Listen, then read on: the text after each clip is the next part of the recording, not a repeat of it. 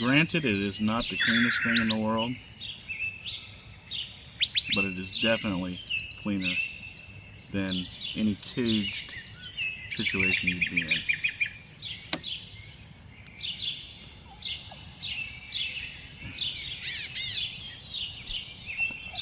See, it doesn't have far to go either.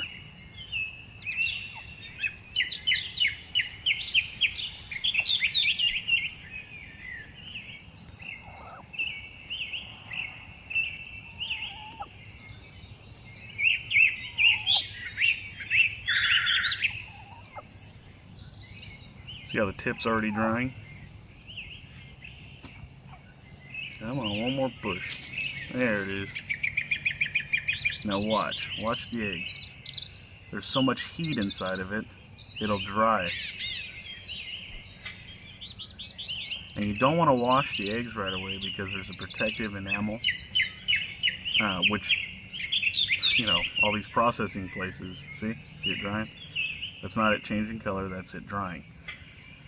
All these processing plants, they wash them right away, and you know, you get salmonella outbreaks because they wash all that protective coating off of it. So another reason to have your own eggs is for safety.